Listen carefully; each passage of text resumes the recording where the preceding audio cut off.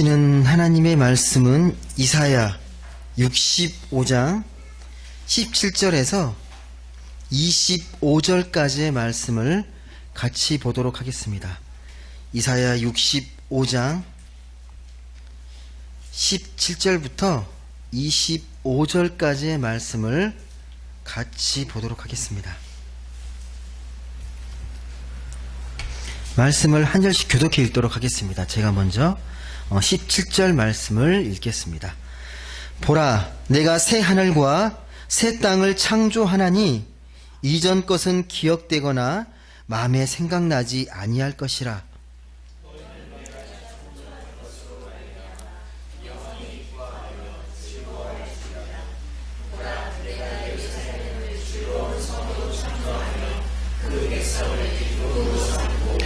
내가 예루살렘을 즐거워하며 나의 백성을 기뻐하리니 우는 소리와 부르짖는 소리가 그 가운데에서 다시는 들리지 아니할 것이며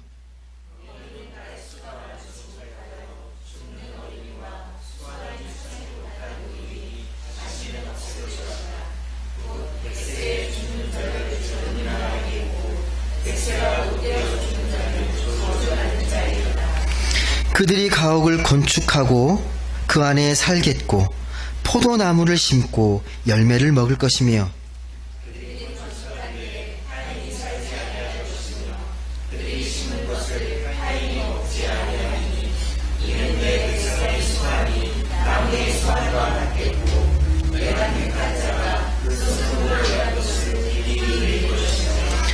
그들의 수고가 헛되지 않겠고 그들이 생산한 것이 재난을 당하지 아니하리니 그들은 여호와의 복된 자의 자손이요 그들의 후손도 그들과 같을 것임이라.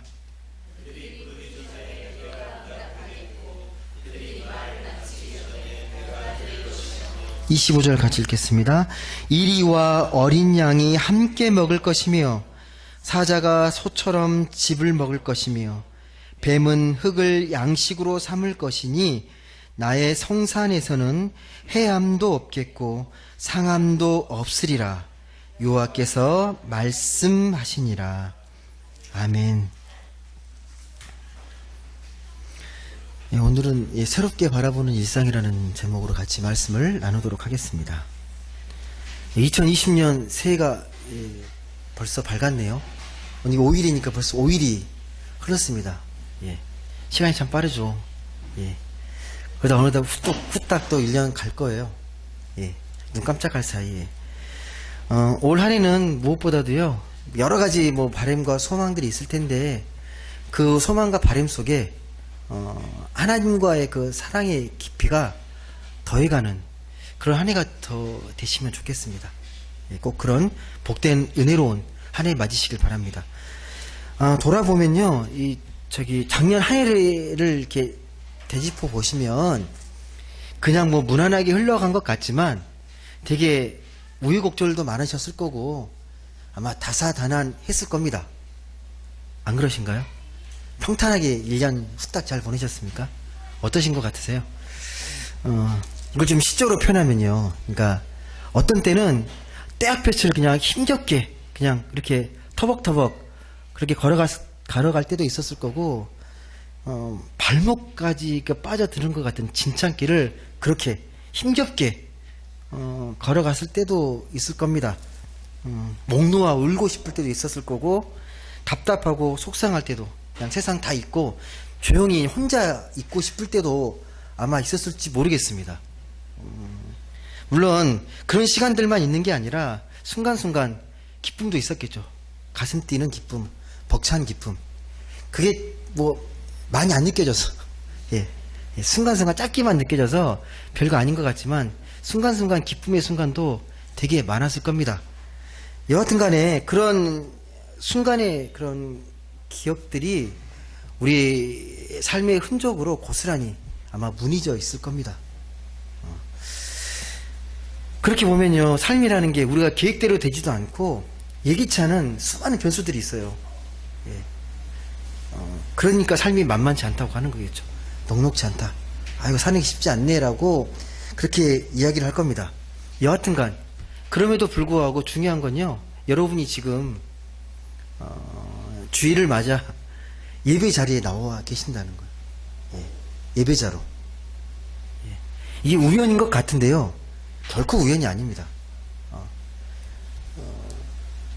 밖에 나가보시면 모르겠어요. 많은 사람들이 저는 얼굴을 유심히 볼 때가 되게 많은데, 화나 있는 듯한 얼굴, 분노에 찬 얼굴들이, 되게 냉랭한 얼굴들이 저는 되게 많이 느껴져요. 그러니까 거리를 가다가 환하게 밝게 웃고 있는 분들의 모습들이 별로 느껴지지 않습니다. 툭 건들면 막 뭐라고 쏟아낼 것 같은 막 그런 느낌들이 되게 많이 들어요. 이게 툭 부딪히면, 아이고, 이게 아니라 막 화가 막 불같이 일어날 것 같은 그런 느낌들을 되게 많이 받습니다. 그래서 사회가 좀 냉랭해 보이죠. 따뜻한 온기도 안 느껴지고. 여러분이 그 역할이 필요합니다. 누구를 만나든 밝게 웃으면서 좀 따뜻한 미소를 지으면서 그렇게 만날 수 있는 그런 마음이 우리에게 필요합니다. 우리에게. 세상이 아무리 이렇게 암울해 보이고 이렇게 힘들어 보여도요, 우리는 세상을 현실 그대로 보는 사람들이 아니에요. 세상이 암울해 보인다고, 세상이 암울하구나, 그렇게 느끼는 사람들이 아니라 보이지 않는 현실을 믿고 살아가는 사람입니다. 하늘나라의 소망, 하늘의 꿈을 갖고 사는 사람들이기 때문에요, 이 세상을 좀 더 아름답게 갖고 나가셔야 돼요. 이 지구를 바꾸라는 게 아니고 네 삶의 주변에, 네 삶의 주변을 밝고 아름답게 바꾸어 가야 될 책임이 있습니다. 하나님 우리를 그러라고 부르셨거든요. 그런 소명을 주셨거든요. 전도서 1장 8절 한번 보실래요? 우리 인생에 대해서 기록되어 있는 말씀인데요, 전도서 1장 8절을 보시면,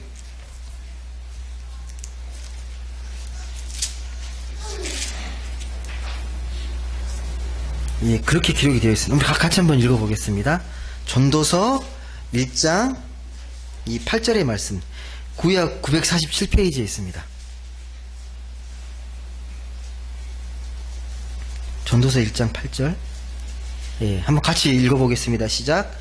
모든 만물이 피곤하다는 것을 사람이 말로 다 말할 수는 없나니, 눈은 보아도 족함이 없고 귀는 들어도 가득 차지 아니하도다. 무슨 말씀인지 알겠죠? 모든 만물이 다 피곤해요. 우리만 피곤한 게 아니고요, 모든 만물들이 다 피곤하답니다. 이걸 사람이 다 말로 할 수 없어요. 모든 만물이 다 지쳐 있음을 사람이 말로 다 나타낼 수 없다. 아무리 보아도, 눈은 보아도 족함이 없고 귀로 아무리 들어도 차지가 않는데요. 이게 우리 현실입니다. 다들 피곤합니다. 피곤하기 때문에, 그래서인지 모르겠지만 우리 안에 그런 이웃들을 받아들일 수 있는 마음의 여유가 되게 없어요. 마음의 여백이 부족합니다. 그렇다면 오늘 우리가 이렇게 느끼는 마음의 여유가 없는 이유, 마음이 자꾸 헛헛해지는 이유가 어디에 있다고 생각하십니까? 자꾸만 외롭게 느끼고, 자꾸만 뭔가 마음이 이렇게 공허하게 느끼고, 마음이 이렇게 헛헛하게 느끼는 이유가 여러분 어디에 있다고 생각하십니까? 말씀을 통해서 보면 그래요. 말씀을 통해서 보면요, 이 결국은 이게 계속 올라가는데 죄의 문제로 풀거든요. 제가 한번 죄에 대해서 말씀드렸는데, 관계의 부족함입니다. 죄의 특징이 뭐냐면 관계를 소원하게 만드는 힘이 있습니다. 그러니까 죄는 하나님과 나와의 관계를 소원하게 만들고, 나와 이웃과의 관계를 소원하게 만듭니다. 그러니까 사이좋은 관계가 죄의 문제가 개입하게 되면 관계가 깨져요. 그 관계를 망가뜨립니다. 그러니까 죄라는 게 하나님과의 친밀함, 또 이웃과 사람과의 친밀함을 깨뜨려서 자꾸만 외롭게 만드는 거예요. 죄의 문제로 인해서. 그렇게 되면 이 관계에서만 주어지는 이 본질적 기쁨이 있습니다. 그리고 관계가 잘 되면요, 마음이 든든해져요. 여러분 그런 거 느끼셨죠? 혼자 있을 때, 혼자 고민할 때는 너무 힘들고 지쳐 있는데, 그 고민을 함께 나누면서 편하게 이렇게 이야기하는 가운데 마음이 많이 풀려요. 내가 신뢰하고 사랑하는 사람과의 관계 속에서 그때 하나하나 풀리게 되고 평안을 누리게 됩니다. 이게 관계에서만 누릴 수 있는 본질적인 기쁨, 든든함이라고 표현합니다. 근데 우리 관계가 소원해지다 보니까 자꾸만 마음이 공허해지고 외로워지고 헛헛해지는 거예요. 예. 어쩌면 이런 것 때문에 우리 마음이 허전한지 모른다라는 거죠. 예.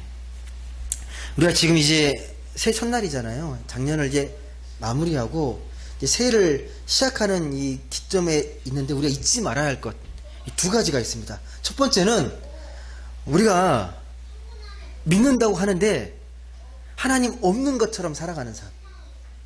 예. 그걸 좀 줄이셔야 됩니다. 예. 예. 우리는 워낙 연약하고 눈에 보이는 게 약하기 때문에 순간순간 하나님의 존재를 잃어버리고 살 수밖에 없습니다. 예. 예. 눈에 보이는 게 그만큼 시각적인 게 약해요. 예. 마음이 쉽게 흔들리고요. 최근 그 통계를 보게 되면 이 교회를 떠난 사람들, 이걸 가나안 성도라 그러잖아요. 안 나가 성도, 가나안 성도라고 하는데 그런 성도도 계속 늘어나지만요. 교회를 다니긴 하지만 교회를 다니면서도 믿음 없이 사는 사람들이 정말 많습니다.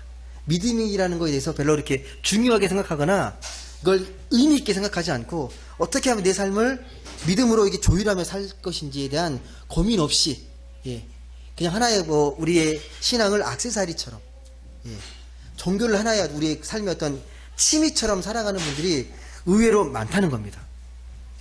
예, 그러다 보니까 우리의 관심이 하나님보다도 욕망이 쏠릴 수밖에 없어요. 그게 더 좋아 보이고 자꾸 우리 눈이 그쪽에 현혹되기 때문에 그런 세속적인 욕망을 채우기 위해서 온통 마음에 빼앗기면서도 나의 믿음에는 아무런 문제 없다.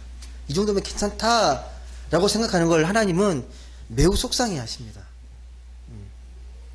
우리가 부족해요. 늘 실수하고 넘어지고 또 착각을 일으키고 또 남에게 또 실패도 경험하지만 그럼에도 불구하고 우리는 믿음으로 사는 사람이라는 것, 이걸 잃어버리시면 안 됩니다.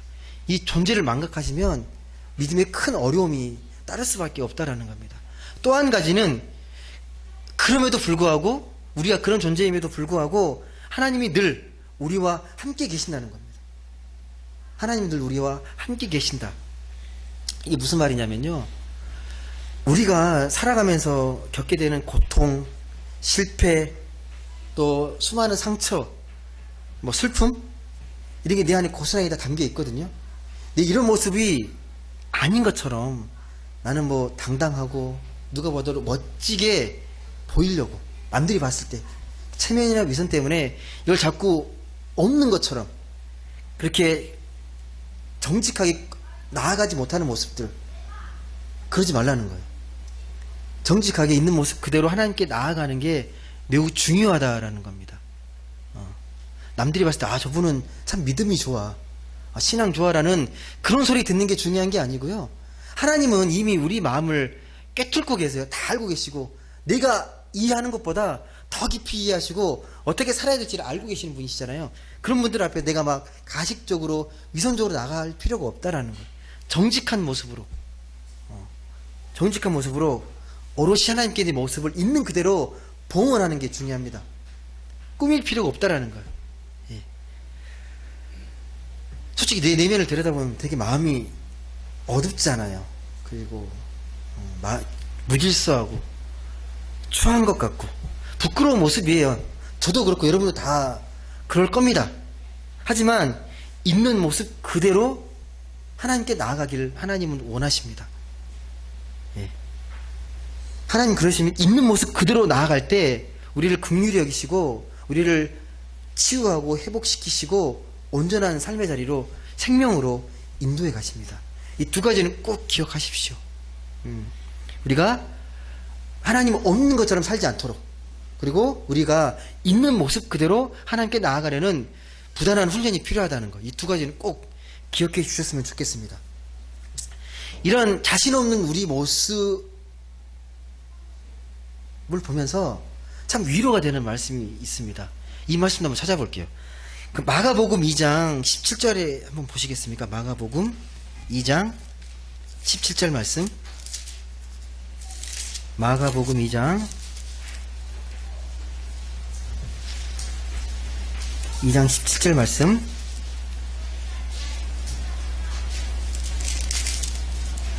한번 같이 읽어보겠습니다. 마가복음 2장 17절 시작. 예수께서 들으시고 그들에게 이르시되 건강한 자에게는 의사가 쓸데없고 병든 자에게야 쓸데있느니라. 나는 의인을 부르러 온 것이 아니요 죄인을 부르러 왔노라 하시니라. 아멘. 이 말씀 언제 하신지 아시죠? 바리새인과 서기관 같은 자기들이 의인이라고 여겼던 사람이 어떻게 죄인하고 예수님이 식사하십니까? 라고 할 때 분명하게 말씀하세요. 내가 왜 왔는지.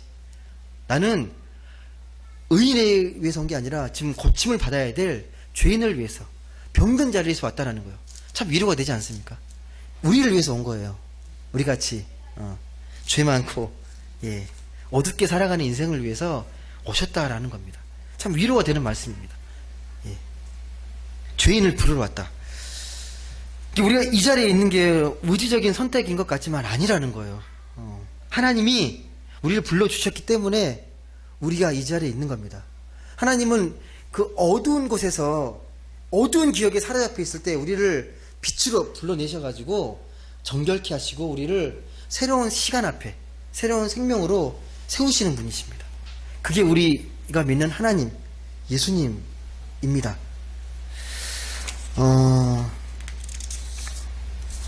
어느 유명한 그 일화가 있는데요. 어느 사형수의 고백이에요. 어느 사형수가 잡혀갔습니다. 시대는 1849년 러시아에 그 세메노프라는 광장이 있는데 광장에 사형수로 한 청년이 끌려왔습니다. 28살. 뭘로 끌려왔냐면 반체제 인사로 끌려온 거예요. 광장 앞에 이제 사형을 집행하기 위해서 끌려온 거죠. 그 사형 집행관이 그 청년에게 이야기를 하는 거예요. 지금 너에게 딱 5분의 시간을 줄 테니까 하고 싶은 거 해라. 5분의 시간이 딱 주어진 겁니다. 그때 이 사형수가 절망하면서 나는 뭘 할 수 있을까 고민을 합니다. 그래서 제일 먼저 한 게 뭐냐면 자기 가족을 떠올리고 동료를 떠올리면서 기도합니다. 어떻게 기도했냐면요.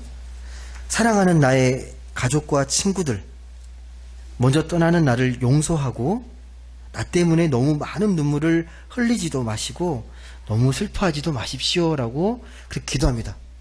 그렇게 기도하자 집행관이 2분 남았다고 이제 알려줍니다. 그래서 그때 그런 이렇게 또 고백을 합니다. 2분 남았다는 이야기도 이젠 후회할 시간도 부족하구나. 난 왜 이렇게 헛된 시간을 살았을까라고 자기 삶 이 시간을 한탄합니다. 이런 자기의 신세에 대해서. 또 한탄하는데 이제 1분 남았어요. 마침 집행관이 마지막 1분이라고 알려줍니다. 그 순간 사형수가 이제 두려움에 떨리기 시작하는 거예요. 1분밖에 안 남았다는 두려움에 떨면서 주위를 둘러보면서 이렇게 읊조립니다. 광장 주변을. 러시아가 춥잖아요. 그래서 이 매서운 칼바람도 이제 못 느끼겠구나. 나의 맨발로 전해지는 땅의 냉기도 못 느끼겠구나. 볼 수도 만질 수도 없겠구나. 모든 것이 아쉽구나라는 한탄을 합니다. 사형수는 처음으로 이 느껴지는 세상의 소중함을 바라보면서 눈물을 흘리기 시작합니다. 드디어 소리가 들려. 자, 이제 집행을 시작하겠소. 라고 이제 집행관의 목소리가 들려옵니다. 그때 이제 사람들의 발자국 소리가 들려오고 저편에서 이제 사격을 위해서 대열을 갖추는 발자국 소리가 들려오기 시작합니다. 그때 마음속에 계속 고백합니다. 조금만 더 시간 주면 좋겠다. 조금이라도, 조금만 더. 척척 하고 이제 이 탄환을 장전하는 소리가 그 청년의 마음을 심장을 깨트리는 거죠. 척척 하는 순간 이제 진짜 죽는구나. 그런데 바로 그 순간에 멀리서 이제 소리가 들려옵니다. 멈추시오! 형 집행을 멈추세요! 한 병사가 이제 흰 수건을 들면서 막 쫓아오는 거예요. 이 형을 멈추라고. 그러면서 사형 대신에 유배를 보내라는 이제 형이 떨어지는 거예요. 러시아 황제의 명의에 의해서. 그래서 가까스로 이제 사형을 멈춰주고 이 사형수는 이제 시베리아로 수용소로 유배 생활을 떠납니다. 거의 가까스로 죽음 위의 문턱에서 살아났죠. 이 사람이 누군지 아십니까? 예? 네. 도스토옙스키입니다. 러시아의 대작가, 대문학가. 그가 그 시제를 회상하면서 뭐라고 이야기를 하냐면요. 지난 날들을 돌이켜보고 실수와 게으름으로 호송성을했던 날들을 생각해 보니까 심장이 피를 흘리는 것 같다. 인생은 하나님의 선물인데 모든 순간은 영혼의 행복일 수 있다는 것을 내가 조금 젊었을 때 알았더라면 이제 내 인생은 더 좋게 바뀔 수 있었을 텐데 라는 고백을 합니다. 이 사형에서 이제 풀려나가지고요, 이 도스토옙스키가 이 시베리아에서 4년 동안 유배 생활을 합니다. 거기 추위가 어마어마하잖아요. 혹독한 추위. 그리고 발에는 이게 족쇄를 세워요. 한 5kg 된대요. 그렇게 생활합니다. 근데 그 시간을 너무 소중히 보냅니다. 살아있다는 그 존재가 너무 감사해서 그 혹독한 환경인데도 불구하고 이 시간을 낭비하지 않기 위해서 이 유배 생활 동안 창작 활동을 하는 거죠. 글쓰기. 근데 유배 생활 동안에는 이 창작 활동, 글쓰기가 금지되어 있어가지고요, 머리로 글을 써요. 머리를. 그리고 어떤 건 통째로 막 외우면서 머리로 글을 씁니다. 그리고 유배 생활을 마친 후에도 늘 5분이라는 인생의 각오로 살아간다. 인생은 늘 5분이다. 그래서 이 도스토옙스키가 1881년에 죽는데요, 수많은 명작들을 남깁니다. 우리가 아는 죄와 벌, 까라마조프가의 형제들, 또 영원한 만남 등 지금 뭐 고전들이에요. 문학의 고전들. 이때 다 나온 작품들입니다. 그때 이후로. 예. 그 전까지는요, 러시아를 대표하는 작가하면 톨스토이였어요. 근데 이 작품들이 나오기 시작하면서 톨스토이가 쌍벽을 이루는 작가가 도스토옙스키입니다. 죽음을 경험한 이후에 인생이 확 바뀐 거죠. 그가 이 백치라는 장편 소설을 썼는데 거기에 이렇게 고백을 해요. 나에게 마지막 5분이 주어지면 2분은 가족과 친구들과 작별하는 데 사용할 거고 2분은 내 삶을 돌아보는 데, 그리고 마지막 1분은 세상을 보는 데 사용하겠다라고 말합니다. 5분이라는 시간이 주어진다라면 여러분 5분 주어지면 어떻게 할 거예요? 비슷할까요? 어떨 것 같으세요? 죽기 5분 전. 예, 예. 여러분 이 도스토옙스키의 이 고백을 보면요, 놀라운 통찰이 담겨 있습니다. 삶의 메시지. 다른 게 아니고 일상을 새롭게 보는 통찰이에요. 일상에 대해서. 그러니까 평소에는 낯익은 것들, 그러니까 낯익은 것들이고 별로 대단치 않게 보였던 것들이 막상 작별한다고 생각하니까 되게 새롭게 보이고 소중하게 느껴지는 거죠. 예. 어느 것 하나 범상치 않게 보이는 거죠. 이 공기도, 이 풀 한 포기도, 친구, 가족들도 너무 소중한 존재로 바뀌어 있는 거죠. 내가 막상 떠난다고 하니까. 저 왜 이 말씀을 드리냐면요, 여러분 새가 됐다고 특별히 바뀌는 거 없잖아요. 똑같이 살 거예요. 예. 일상은 변함없이 반복되고 계속 됩니다. 삶의 환경과 조건이요, 새가 된다고 확 바뀌는 게 아닙니다. 또 물론 새해 이렇게 결심을 하잖아요. 마음을, 새해는 이렇게 살아야지, 더 열심히 살아야지. 아무리 결단해도요, 결국 우리가 일이라는 그거잖아요. 밥 먹고 자고 일하고 공부하고 뭐 사귀고 교제하고 뭐 이리저리 그러면서 또 부대낄 겁니다. 예. 그걸 우리가 피할 수 없습니다. 사실 우리의 삶은 일상 가운데에서 이루어지는 삶의 모습들입니다. 우리 여행을 떠나는 이유도 그렇잖아요. 왜 여행을 떠나려고 하는 겁니까? 이 낯익은 일상의 지루함을 좀 벗어나가지고 뭔가 낯선 걸 통해서 새로운 맛보기 위해서 여행을 떠나는 거잖아요. 근데 그것도 계속 할 수가 없어요. 예. 여행만 계속하면 그것도 지겨워요. 힘들어서 못합니다. 어느 순간 다시 일상으로 돌아와야 또 여행의 가치도 느껴집니다. 여하튼 간에 잘 산다는 건요, 그래서요, 일상을 소중히 여기는 겁니다. 결국은요. 별거 아닌 것 같은, 늘 하는 것 같은, 대수롭지 않은 일상을요, 소중히 살아내는 겁니다. 이 도스토옙스키처럼 우리의 일상을 다시 없는 소중한 것으로 여기고 오늘 우리에게 허락한 이 일상을 아름다운 날이 되도록 해야 한다는 겁니다. 그 대표적 본보기가요, 예수님이 그러셨어요. 예수님이 이 땅에 오셔가지고 이 일상을 정말 소중히 여기며 살아갑니다. 하나하나 허투루 보지 않고 일상을 너무 소중히 여깁니다. 예수님께서 하셨던 비유가요, 천상의 것을 갖고 비유 드신 게 아니에요. 우리 일상의 삶을 가지고 하나님 나라를 설명하세요. 하나하나 다 소중히 여기면서. 예를 들면 밭에 감추인 보화 있잖아요. 어느 농부가 이 밭을 갈다가 우연히 보화를 발견하는 거잖아요. 그걸 통해서 하나님 나라가 무엇인지를 설명해 냅니다. 그걸 포착해가지고. 그리고 농부들이 밭에 씨를 뿌리는 걸 보고 하나님 나라가 어떠한 것인지, 하나님 나라가 어떻게 성장해 가는 것인지를 설명해 내요. 그런 차원에서 이 일상이 별게 아닌 게 아니고 매우 소중하고 거기에 하나님 나라의 깊이와 가치가 담겨 있다라는 겁니다. 우리가 생각하는 것 일상이 가벼운 게 아닙니다. 오늘 읽었던 이사야 본문 말씀도 그래요. 이 이사야 본문 오늘 읽었던 말씀 보시면요, 그러니까 바벨론 포로로 끌려갔다가 이제 가시고 이제 고향으로 이제 돌아오는 그 삶의 환경이 배경입니다. 우리가 생각할 땐 그렇잖아요.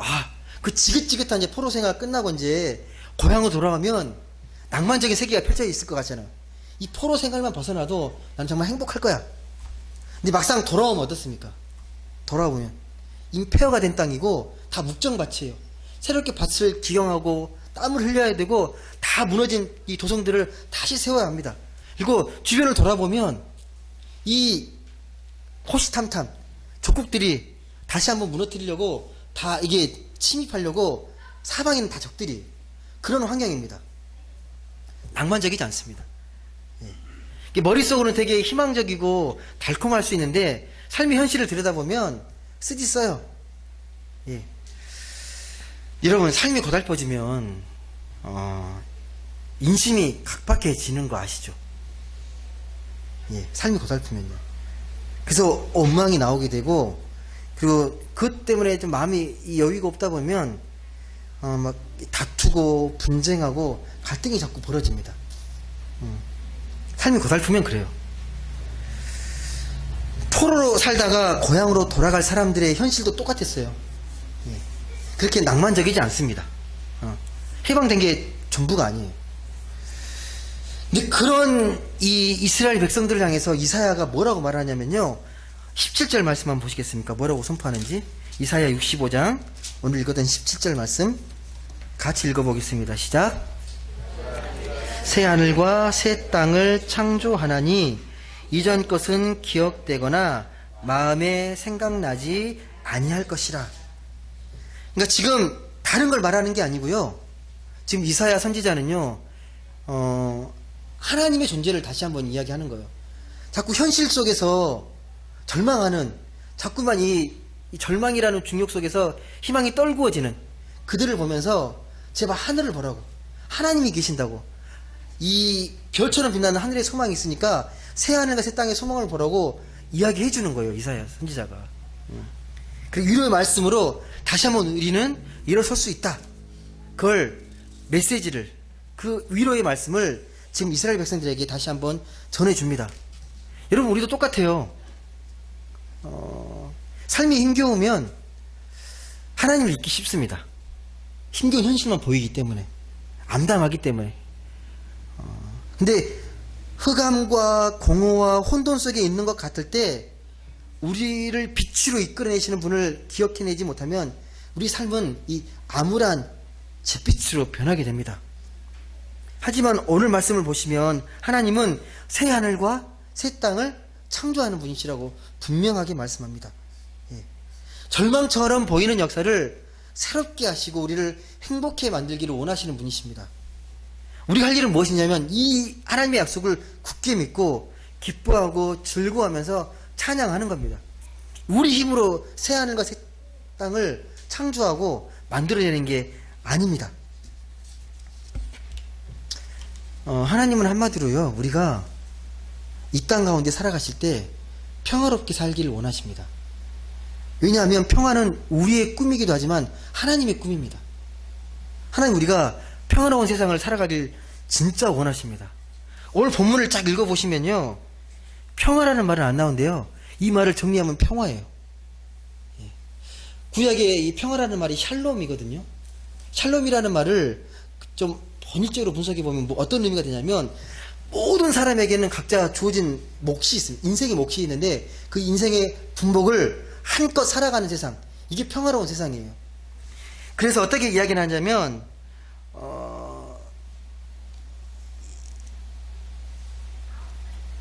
20절 보시면 거기는 날수가 많지 못하여 죽는 어린이와 수완이 차지 못한 노인이 다시는 없을 것이라. 곧 100세에 죽는 자는 젊은이라 하겠고 100세가 못되어 죽는 자는 저주받은 자이니라. 이 100세라는 말은 완전 숫자입니다. 완전한 수명을 단 게 100년이라는 의미인데, 그러니까 이걸 좀 지금의 말로 풀이하면요, 아이들이나 노약자들이 부족함 없이 잘 돌봄을 받는 것, 굶주림 때문에 죽거나 또 사소한 질병이 있는데 여유롭지 못해 죽는 일이 없는 세상, 그런 세상을 꿈꾼다는 겁니다. 그 하나님께서 원하시는 세상이라는 겁니다. 그리고 또 한 가지 보시면 21절 보시면 그들이 가옥을 건축하고 그 안에 살겠고 포도나무를 심고 열매를 먹을 것이라. 새하늘과 새 땅이거든요. 어떤 세상이냐면 이 평화로운 세상은 각자 자기의 수고의 열매를 맛보는 세상입니다. 자기가 지은 집에서 오손도손 가족들과 잘 살고 자기가 가꾼 포도나무에서 열매를 거둬서 먹는 세상, 그게 평화로운 세상입니다. 그러기 위해서 먼저 남을 속이거나 남의 것을 빼앗아 제 배만 채우려는 사람들이 없어져야 합니다. 그런 차원에서 우리도 절제를 모르는 욕망의 마음이 빼앗겨서 욕망이 내 삶의 주인이 되지 않도록 해야 합니다.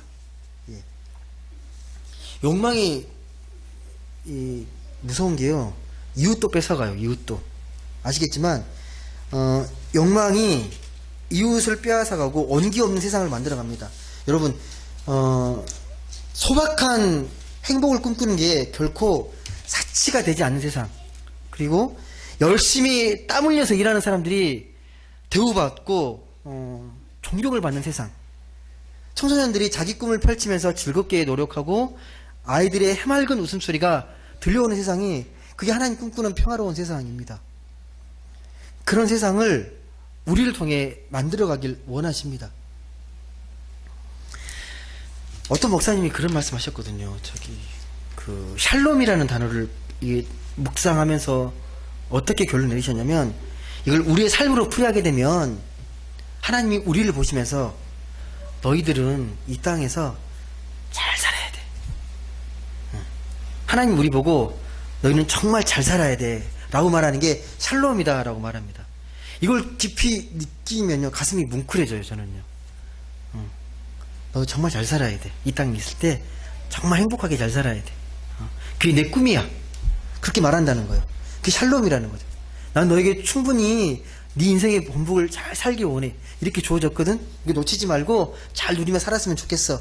근데 그 마음이 나뿐만 아니라 이웃을 볼 때도 느껴지셔야 하는 거죠. 이웃을 볼 때 그들도 하나님의 마음으로 잘 살기를 진심으로 바라게 될 때, 그때 평화의 세상, 이 샬롬의 세상이 온다라는 겁니다. 여러분, 믿음에 대한 정의가 히브리서 11장 1절에 나오잖아요. 믿음은 바라는 것들의 실상이요 보지 못하는 것들의 증거다라고 말을 하거든요. 이걸 풀이하면 이거예요. 그러니까 믿음은 우리가 바라는 것들을 실현해 가는 것이고, 눈에 보이지 않는 것들을 보이게 만드는 것이라는 거예요. 믿음이라는 게 그겁니다. 믿음의 사람들은 그래서 아까 우리 지사님 기도했지만 용기 있는 선택이 필요합니다. 증오 대신에 사랑을 선택하고, 죽음 대신에 생명을 선택하고, 어둠 대신에 빛을 선택하고, 악 대신에 선을 선택하는 겁니다. 근데 이게 말처럼 쉽지 않아요. 우리 인간의 힘으로 되지 않기 때문에. 하지만 하나님께서 이렇게 살라고 우리를 부르셨습니다. 근데 이 길은 나의 힘으로 걸어가는 게 아니라 하나님의 도우심으로, 성령이 함께 하심으로 가능한 일입니다. 하나님이 내게 주신 고유한 달란트가 있거든요. 재능이 있거든요. 그 능력을 잘 개발해서 그것들이 잘 쓰일 수 있도록 하나님과 동행하고 성령의 역사하심으로 그 능력을 잘 발휘할 수 있게 하는 것, 이게 우리가 잘 살아가는 거예요. 딴 데 쓰지 않고, 나의 욕망을 채우는 데 쓰지 않고, 그 내게 주신 그 재능과 달란트를 잘 개발하고 발휘해서 생명의 능력이 잘 발휘될 수 있도록 성령의 역사하심 속에 잘 쓰는 거예요. 삶의 자리에서. 말씀을 맺겠습니다. 여러분, 세상이 뭐라고 하더라도요, 우리는 하나님의 형상을 받은 사람들입니다. 그렇기 때문에 우리는 주의 뜻을 온전히 믿고 깊이 신뢰해야 합니다. 그렇게 되면 주님께서 친히 우리 삶을 한 걸음 한 걸음 계속해서 인도해 나가실 겁니다.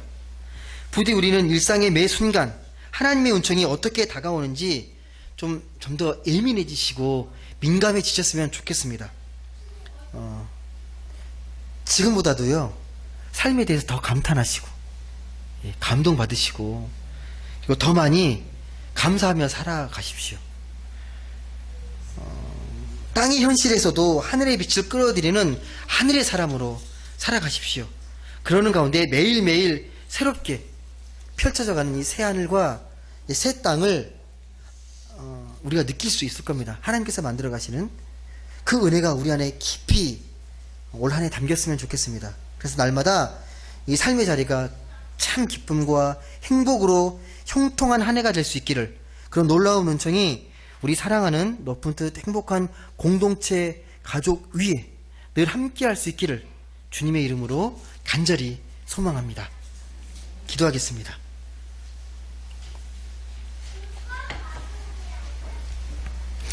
사랑의 하나님, 감사합니다. 새해가 밝았습니다. 계속 흐르는 시간 속에 단지 시간적 흐름의 2020년이 아니라 우리가 하나님과 동행하고 하나님과 함께함으로 우리 일상이 더욱더 새로워져 있음을 느끼는 정말 의미 있는 2020년 새해가 되게 하여 주옵소서. 우리의 가슴 속에 늘 주님의 은혜와 사랑이 숨쉬게 하여 주시고 오늘보다 더 나은 내일을 꿈꾸며 우리와 또 우리의 이웃이 함께 더불어 행복하고 또 기쁘게 살아갈 수 있는 그런 날을 꿈꾸며 살아가는 우리 모두가 되게 하여 주옵소서. 감사드리며 사랑이 많으신 예수님의 이름으로 기도드립니다. 아멘.